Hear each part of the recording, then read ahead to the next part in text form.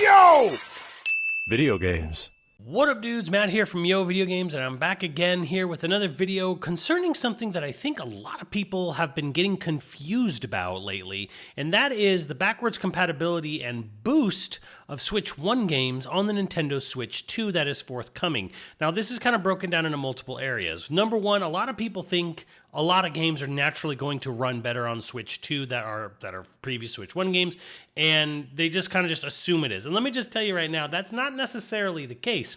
Unless a game has a dynamic resolution where the resolution changes, scales up and down depending on the hardware being used, that might run at a more consistently higher resolution. Or maybe it has, say, like a 30 frame cap and it's below 30 sometimes. Maybe it'll run at 30 more consistently. That could happen. But a lot of people just kind of assume that anything that was on Switch 1 and had any sort of difficulty running is just going to naturally run great on Switch 2. Or worst case, people think that a game that never ran 60, was sub 30, is going to suddenly run 60 on Switch 2. That's not going to happen. Let's just get that out of the way first. Now, there are two types of updates that Nintendo has officially confirmed as happening on the Switch 2. The first one is the paid content upgrades, and that's for games like Zelda, Breath of the Wild, and Tears of the Kingdom, and Mario Party Jamboree, and Kirby, Forgotten Land. And they're getting full-on updates, but they're not just getting updates, they're getting DLC added to them. There's a mobile app addition to the Zelda games, which is why they're sort of cheaper. They're only $10 upgrades, but I think they're free for NSO expansion members. And then you have other things like Kirby and Mario Party Jamboree, which are like $20 because they include a huge host of DLC to go along with the game as well. And then you have some cross-gen games coming out later this year, like Metroid Prime 4 and Pokemon Legends Zazaza. Those are going to have Switch 2 editions and Switch 1 editions. Switch 2 will probably cost more. I think they pretty much confirmed that.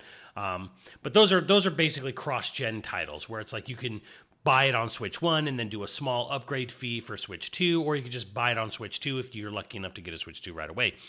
Nintendo also went out of their way to describe and detail 12 games, 12 first-party Nintendo games that are going to get updates for free at no cost to people on the Switch 2. Now, here's the thing that gets a little weird and confusing here, is these free update games, these 12 games, they have some things that you kind of expect, like, okay, it's going to have a higher resolution, it'll have a more smooth frame rate, but some of them are going to get added support for new Switch 2 features, meaning someone went back and added HDR, added mouse control, added game chat features that were not in these games, obviously, at all, or even planned to be in these games. So that's really interesting, and they are free updates. But it also means someone went back in, someone from the development team went in and made these updates. Now, the confusion comes in here where a lot of people are like, where the hell is Xenoblade? Where's Splatoon? Where's Fire Emblem? And I'm here to explain why those games, why are these 12 games getting upgrades and updates for free or paid? And why are some of the most obvious wanted games for updates not showing up at all? And that all boils down to who's doing the updates. Nintendo likes to run their company as one sort of amorphous blob that just the games come out of Nintendo. They're not made by humans. They're made by Nintendo. The music is not composed by any human being. The music is composed by Nintendo. Nintendo did everything. Like, Nintendo is the ethereal god that gave you all your entertainment in childhood. You owe them. I'm not getting on that tangent. I'm getting already too far into it now. But anyways, Nintendo likes to try to keep things way too vague and obscure. There are 10 internal development studios at Nintendo Kyoto. Well, okay, one of them is CPD8's in Tokyo, but they have 10 internal development studios, and then they have a list of around 4 or 5 owned studios that they bought that still have their autonomy and name.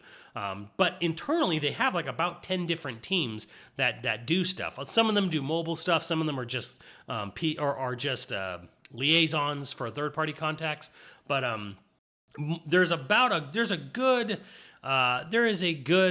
6 to 8 just straight internal Nintendo teams that make games. Like, it's about 7, I guess.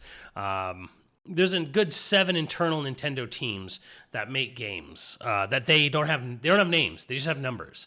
And I'm going to go through them and I'm going to explain this to you to sort of clear up the air here about what's going on. So first of all, let's talk about the 12 games. The 12 games that are getting updates, and what are they getting? ARMS is getting an update. ARMS is getting a resolution update. The frame rate's getting optimized, and HDR support. Now, before I get into this, because I'm going to hear it again, when they said smoother frame rate, they did not say 60 frames. 60 frames is never mentioned anywhere on Nintendo's website. This is on their website that they're showing this. They did not say better frame rate. They didn't say better. They didn't say 60. They didn't say more. They said smoother. Frame rate optimized for Nintendo Switch 2 for smoother movement. That is all they said. All that means is that whatever its target frame rate is, it's going to hit its cap much more often on these updated games. So ARMS is getting higher resolution, smoother frame rate, even when playing with 3 or more players. So they're basically saying like, hey, 3 and 4 player modes, they're going to have better frame rates, and it's getting HDR support. Very interesting that it's getting HDR support. I think that's interesting and cool. Big Brain Academy, Brain vs. Brain, is getting game share support. So up to 4 people can play in party mode and share locally or share online via game chat. So this is actually adding a really cool feature where now only one person has to own the game and they can share the game locally or online to up to, was it in this game case, 4 other people, and you can play Big Brain Academy, Brain versus Brain, with people, and only have to own 1 copy of the game on the Switch too, which is really cool. I don't know how many people give a flying, flaming fuck about Big Brain Academy, but pretty cool nonetheless. Captain Toad Treasure Tracker is getting a higher resolution and HDR support. It's also getting game share support, so 2 people can play all of the courses and share locally or share online. Clubhouse Games 51 Worldwide Classics is getting game share support, for again, for free. 4 people can play 34 games, share locally, share online. Game Builder Garage is getting higher resolution. It's also getting Joy-Con 2 mouse controls for the Game Builder Garage. Very, very cool. New Super Mario Bros. U is getting a higher resolution. That's it. Pokemon Scarlet and Violet is getting higher resolution and improved frame rate for smoother movement. I mean, these games really did need it. It's not going to make the games probably like a higher resolution and smoother frame rate will still is not going to help the visuals of these games that much, but at least it maybe won't run like it's running on a Pentium 3. But there you go. Mario 3D World and Bowser's Fury is getting better frame rate in Bowser's Fury. Actually, better frame rate in both. Higher resolution, HDR support in Bowser's Fury only, which is pretty cool. It's getting game share support for up to 4 people. So they're adding game share on Mario 3D World, which before you needed to have multiple different people needed to own a copy of the game, I believe, to play the game locally or online. So now they're actually adding game share to Mario 3D World. So you can do 4-player online, or you can do 2-player in Bowser's Fury locally or online. And that's really cool. That is just really cool that they're actually adding that. That's a much desired feature for Mario 3D World. And Mario Odyssey is getting HDR support, and it's getting better resolution. Mario Odyssey is a launchier game, which is crazy. And then both Echoes of Wisdom and Link's Awakening Remake are getting higher resolution and HDR support, both of those Grezzo Zelda titles. But nothing about frame rate. Despite the fact that Link's Awakening Remake and Echoes of Wisdom both were crying out for a frame rate fix, they're not actually listed as getting any frame rate features fixed on Echoes of Wisdom or Link's Awakening 2. This may be down to the engine that these games run on. I believe it's either Unreal or Unity. It's not an internal Nintendo engine, so maybe that might have something to do with why the Grezzo Zelda games are not getting a frame rate improvement, but just a resolution bump. But either way, those are the 12 games, and I've seen a lot of people just be like, well, where the hell is this XYZ? And again, let me break this down for you. So ARMS is made by EPD9. They are the Mario Kart team. So they're the Mario Kart World devs and also the Namco branch that works with Nintendo on Mario Kart and ARMS. They were probably they were the first development studio internally to probably have any Switch 2 development kit, which makes sense because they're making Mario Kart World. They probably went back and said, hey, we can add HDR support and better frame rate to ARMS. Let's do that, since they were one of the first people to get it. Makes sense. Big Brain Academy is EPD 10. And it seemed there, I think the biggest thing they've done recently was probably Mario Wonder. It probably has some hand in Pikmin 4 as well, but I think Aiding was also a major developer on Pikmin 4. But anyways, EPD 10 doing Big Brain and Mario Brothers Deluxe U. They probably don't have a game coming out soon, but this is probably a way to sort of, hey, we can add this feature quickly to the game.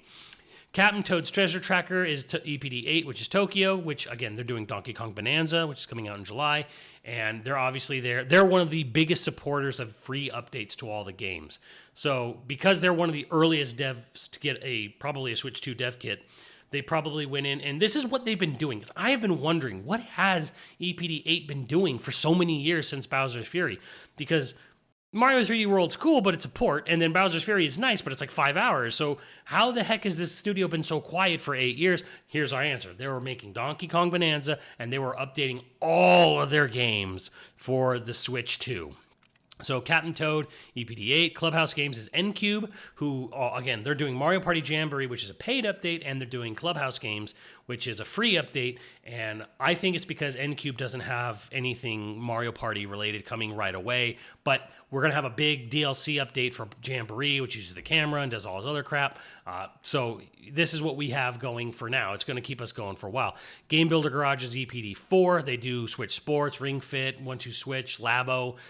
This is, again, they're a workhorse studio. They do small projects, and they do a lot of them really quickly. So this was probably, hey, Joy-Con Mouse 2 support seems like such a great idea. It's kind of bizarre that EPD 10 didn't do this for Mario Maker 2 specifically. Why not? It would have been so useful to add a mouse control support to that game, but it's kind of, Game Builder Garage is nice. I don't know anyone who's playing the game anymore, but hey, it's cool that it's there. Again, Mario Party, New Super Mario Brothers Deluxe, U Deluxe, is, it's getting a minor, okay, it's going to run at a high resolution again. EPD 10, doing something, not a lot, but something. Pokemon Scarlet and Violet's Game Freak. It's probably more of an apology than anything for that embarrassing release of a game. And again, Mario 3D World, Bowser's Fury, Mario Odyssey, both EPD 8. Again, all their games, every backlog game, Captain Toad, Mario Odyssey, Bowser's Fury, Mario 3D World, and then Donkey Kong Bonanza. They are everything they've been doing for like the past 5 years is all being pumped into this day one update and DK Bonanza the next month. And then Grezzo, of course, is adding HDR support and higher resolution to both of their Zelda games on the Switch 2. So yeah, that's the breakdown there, is mostly EPD 8, some EPD 10, one thing from EPD 4, and then of course the other game companies like EPD 9, who's doing Mario Kart, and are also going to go back and do ARMS, because all EPD 9 has done is Mario Kart 8 Deluxe and ARMS. And then obviously some stuff with Mario Kart Tour in some respect, but like they've pretty much done nothing since then. So it makes sense that when they're doing World, they're going to update ARMS as well. And so where are the big ones? So the big ones that are missing here from this list is EPD 5, who do Splatoon and Animal Crossing, nothing. Monolith Soft, obviously, with Xenoblade. Next Level Games with Luigi's Mansion, Mario Strikers. And then Intelligent Systems with Paper Mario and Fire Emblem being nowhere around. And then, of course, Good Feels, kind of another big one.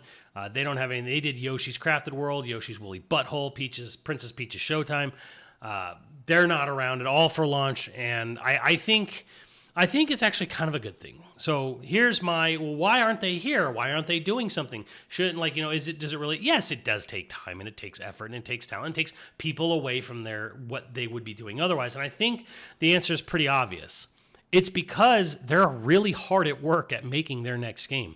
Splatoon and Animal Crossing developers are probably, balls deep into Animal Crossing whatever for the Switch 2. And they probably don't have time to go back and update anything for Animal Crossing on Switch, let alone Splatoon 2 and 3. It's kind of like two teams within one team for EPD 5, but I think both of them are I think Splatoon devs, they kind of had a bit of a time getting all of Splatoon 3 in their DLC out. So I don't think they have time really right now, and they're probably really wanting to get Splatoon 4 with mouse control support, going into high gear, rather than, okay, let's go back and fix and add HDR support and mouse support and resolution and frame rate boost to Splatoon 2 and 3. And I think it's probably it's too much resources for when they need to get Splatoon 4 going. And I think that's very true of Monolith Soft. Like, Monolith Soft is the wizards behind the Switch 1. So it's very much a sort of, what are they what are they going to do? Why isn't Monolith Soft here of all people? And it's like, well, I think it's because Monolith Soft is really, really, really deep entrenched into their next game. I think the only one that might be a little different is HAL Laboratories, because they have Kirby DLC for Forgotten Land. Forgotten Land's a couple years old now. My guess is that the additional features coming to Forgotten Land on Switch 2 were DLC plans for the original game years ago, but they just held it back because Nintendo probably got wind like, hey, we got a new system coming out. Why don't you just hold off or hold that off for a Switch 2 version and then go with that there? And HAL's a pretty good developer. They don't fuck around. Like they get a lot of games out, all the time. So I'm not really worried. I think if anything, their game will probably be coming sooner than later. But I think the Zelda team, you ain't seen a new Zelda game for a long, long time. And I think this is sort of like, hey, we don't have anything coming. Here's this. Same with N-Cube. Here's a bunch of Mario Party Jamboree Clubhouse stuff. We ain't gonna have a new Mario Party for a couple years at least. And again, like other studios like EPD7, they're doing Rhythm Heaven and Tamagotchi Life for Switch 1 right now, which will come out next year. EPD5 again, this all just goes back to other games. Like I don't know if a new 2D Mario or a Mario Maker are coming anytime soon. So that's probably why EPD10 went back and did some stuff. And again, EPD8, I think they're going to go silent for another 6 to 7 years after Donkey Kong Bonanza comes out. They're going to be very, very quiet for a very, very long time at EPD8 after this blitzkrieg of updates in Donkey Kong Bonanza. And they know that. And this is why it's like, hey, we updated all our old games. Go back and enjoy our previous catalog because it ain't going to be a while after Donkey Kong till we get to anything new. So I think that's just what's happening here. Same with Intelligent Systems. I think they would rather get to the next Fire Emblem sooner than later, which is why there's no Fire Emblem updates or Paper Mario updates for that matter. And then of the other big ones are like Platinum games. Platinum's having a go at it. So no real surprise that there's no updates for Astral Chain, Bayonetta 2, or Bayonetta 3. Even though Bayonetta 3 could really use it on Switch 2, even Astral Chain. But I don't know if there's anyone left at Platinum to do it. Obviously, Mercury's team's probably busy doing whatever for Metroid Dread, unfortunately. And then again, Good Feel. Good Feel's weird because it feels like Good Feel would want to have like updates for resolution and frame rate for Yoshi and Princess Peach, but they're just not there. My takeaway: Good Feel's busy. Good Feel's so super busy, probably on a new Yoshi game, and I don't have time to update the old Yoshi game even for free. So that's probably where we are right now, and I think that's okay because I think what that signals in my brain is that games like the next Fire Emblem, the next Paper Mario, the next Yoshi game, the next Monolith Soft game, the next Luigi's Mansion game, the next Animal Crossing game, they're sooner rather than later. Not right away, but we're talking within 26, 27. We're going to see, Monolith Soft's new game, Next Level's new game, Intelligent Systems' new game. We're going to see their new games within 26, 27. But I think when it comes to like Zelda or N-Cube or EPD8, the Mario Odyssey team, we ain't seeing nothing of theirs for a very long time. And that goes for EPD9 as well. I think after Mario Kart World and whatever, because they'll probably have a DLC campaign for Mario Kart World, but we ain't seeing anything from EPD9 for a super long time after that. I think these are games that are getting updates is because they don't have much to show after the launch of the system, and it's going to be a long time. And then the games, the companies that are mysteriously not there that you want to be there, your Xenoblade and Fire Emblem and Animal Crossing and Splatoon, they're coming. They're coming soon. But not right away. And I think it's a good thing. It's okay. I'm okay with it. I know a lot of people really were expecting Xenoblade X or 3 or 2 to really get these big bumps on the Switch 2, and it doesn't look like it's happening. And I'm okay with this. I'm the big Xenoblade guy, and I am okay with it. I would much rather Monolith Soft push forward rather than look back. Honestly, I personally don't even feel that X definitive was even really necessary. It's cool that we have it, and it's cool that it wrapped the story of X up, but I would rather Monolith Soft move forward. But now we know that there's nothing left for them to remaster. Shut up, Disaster fans. I know about that. That would be kind of neat if they did a full-on remake of Disaster Day Crisis, but I would want Monolith Soft to move forward, and thankfully now we're out of games for them to remaster. Now they'd have to go full-on remake a game, and if they remade something like Soma Bringer, that's cool, but no more remaster, no more collections, no more like digging into the past. Move forward. We have to move forward towards the future. You know, did you guys play and beat Xenoblade 3? Come on, guys. We gotta carve a path to the future, even if it's uncertain, okay? So I'd much rather they move forward rather than spend a year of development time updating Xenoblade 2 and 3 and Definitive 1, Definitive X. You know, oh, we got to do all this stuff. Add HDR, add 60 frames, add 1080p, add 4K to all 4 of the Xenoblade games. Oh, I'm like, no, I don't want a year of development time taken away from a brand new game so we can see these games run at, slightly better frame rates and resolutions and whatever. It's fine. They're fine. They're fine. They're not fine. They're fine. They're fine. Shut up. They're fine. It's fine. Fine. I was born in the low resolution, molded by it. So that's what I think's happening here. Hopefully I've helped clear up some of the confusion. Hopefully you guys understand who does what now and why is it these 12 games getting updates. And well, I guess it's more than 12. It's more like here, why are these 15, 20 games getting updates and all these other Nintendo first parties are not? And that's because these are the ones who had developers available. These are the ones that had dev teams, ready to go, or dev teams that are not going to have anything for a very long time, where everyone else is balls deep, ball slapping against skin deep into their Switch 2 game. So hopefully that clears some stuff up for you guys. Let me know what you think, and I will see you on the channel. Later, dudes.